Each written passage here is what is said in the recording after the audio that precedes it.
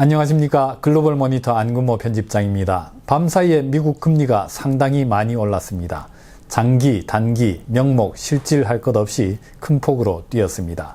제롬 파월 연준 의장이 연임할 거란 소식 때문이었는데 금융시장은 연준이 내년에 금리를 3차례 인상할 걸로 전망을 높여잡기 시작했습니다. 연준 금리 인상 전망을 반영하는 미국 국채 2년물 수익률입니다. 미국 동부시간 오전 9시에 이렇게 갭 상승하는 모습이 나타납니다. 조 바이든 미국 대통령이 제롬 파월 연준 의장의 연임을 지명했다는 백악관의 발표가 있었습니다. 이후로도 2년 만기 금리는 수위를 계속 높여갔습니다. 미국 국채 5년물 수익률입니다. 만기가 길지도 짧지도 않은 중간쯤에 해당합니다. 그래서 연준 금리 정책뿐만 아니라 채권 매입 정책 전망도 입체적으로 반영합니다. 지난해 2월 하순 이후 최고치로 뛰어 올랐습니다. 팬데믹 쇼크가 막 시작되려던 무렵 수준까지 회복했습니다. 밤사이에 오름폭만 해도 9.5bp에 달했습니다. 연준 통화정책 전망을 입체적으로 반영한다고 말씀드렸죠. 실질금리의 오름세도 이 5년물 영역에서 이렇게 두드러지게 나타났습니다. 미국 물가연동국채 5년물 금리는 밤사이에 12.3bp 뛰었습니다. 지난 주말에도 10bp 넘게 올랐죠. 단 2거래일 만에 22.7bp 상승했습니다. 금리 인상을 한번 한 꼴입니다. 내년 말까지 연준이 금리를 얼마나 인상할 걸로 보는지 유로달러 선물시장 가격에 반영된 값입니다. 81.25bp입니다. 한 번에 25bp씩 인상한다고 보면은 75bp가 3차례인데 그보다 더 많이 올릴 가능성이 좀 있다고 보는 겁니다.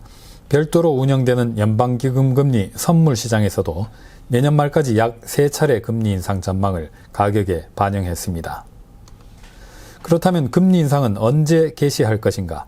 내년 6월까지 예상되는 금리 인상폭이 28bp로 유로달러 선물 가격에 반영됐습니다. 내년 6월에는 확실히 금리 인상을 시작할 거라고 예상하는 겁니다. 제롬 파월 의장은 함께 물망에 올랐던 나일 브레이나드 이사에 비해서 좀 덜 부양적이다. 이제 자신의 연임이 정해졌으니까 좌고우면하지 않고 인플레이션 파이팅에 나설 것이다. 이런 관측을 시장이 하고 있는 것이죠. 블룸버그 달러 인덱스의 밤사이 흐름입니다. 주요 10개국 통화들에 대한 달러의 종합적인 가치를 보여줍니다. 파월 의장 연임 소식에 역시 갭 상승하는 모습입니다.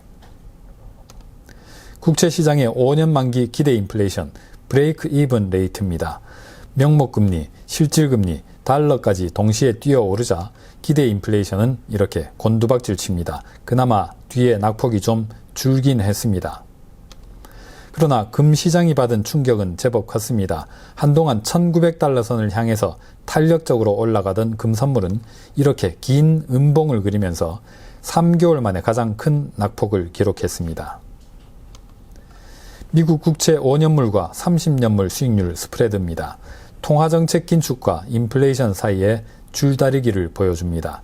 밤사이에 대폭 더 줄어서 지난해 3월 이후 최소치를 경신했습니다. 매파적인 통화정책이 인플레이션을 더 끌어내릴 거라는 예상을 시각적으로 표현하고 있습니다. 밤사이 뉴욕 증시 3대 지수들의 흐름입니다. 주황색 선, 고금리에 취약한 나스닥 지수 낙폭이 상대적으로 큽니다. 흰색 선, 금융주와 전통산업 비중이 높은 다우지수는 상대적으로 선방해서 소폭 올랐습니다. 비교적 무난하게 잘 흘러가다가 막판에 크게 밀린 게 주목할 만했습니다. 여기까지가 밤사이에 드라마틱했던 금융시장의 모습입니다.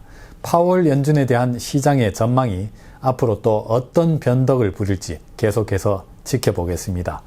오늘은 여기서 마치겠습니다. 감사합니다.